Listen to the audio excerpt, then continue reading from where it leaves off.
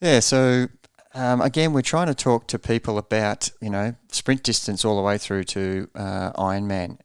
And it's almost like completely different sports. So your fitness base that I'm talking about for Ironman is vastly different to that for a sprint course. You can get away with a lot doing a sprint or an Olympic. Once you start doing 70.3s and Ironman, the fitness base is really crucial to back end of the race.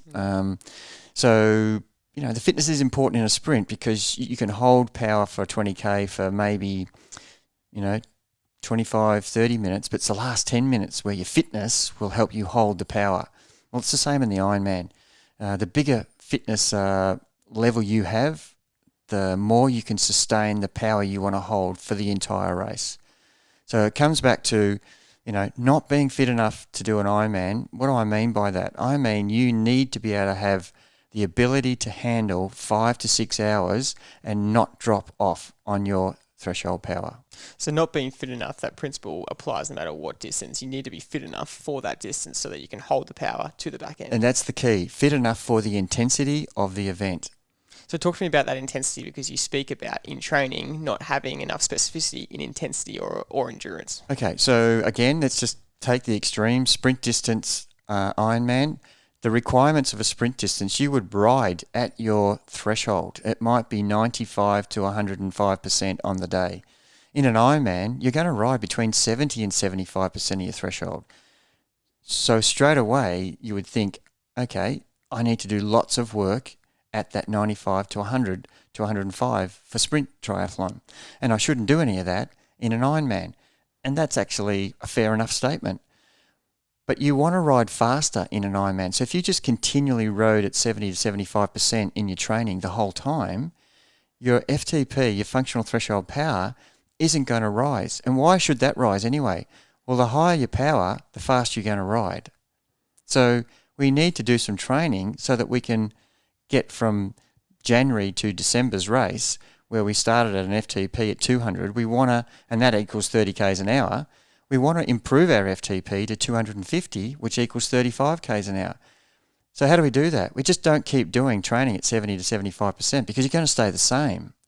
So training at an intensity that's going to improve your FTP and improve your fitness and improve the speed you're going to ride at is what we're talking about with intensity.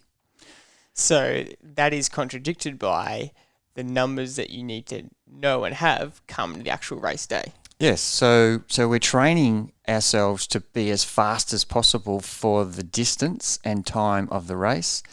But on race day, we need to be racing at the numbers that we're capable of holding. There's a difference there. Yeah.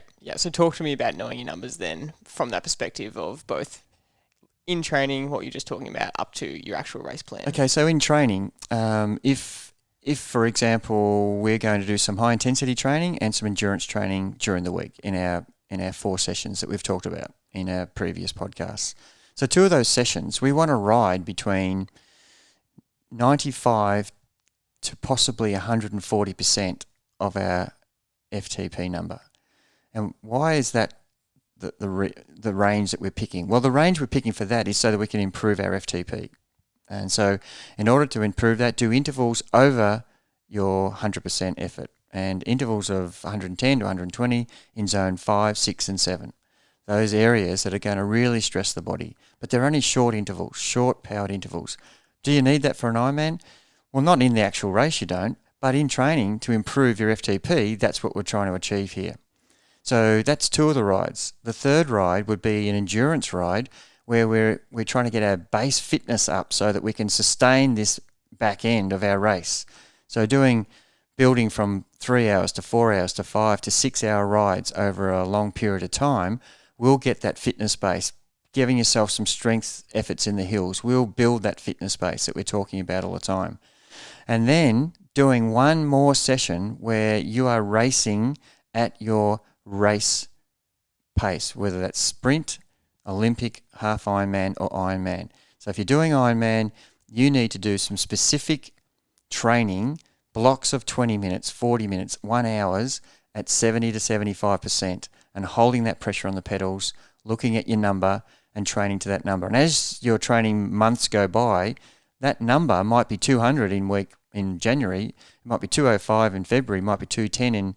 So as the months go by, you're actually riding at a different number, and therefore your average speed will start to improve. By the time you get to December, hopefully you're riding at 250 for that 75%.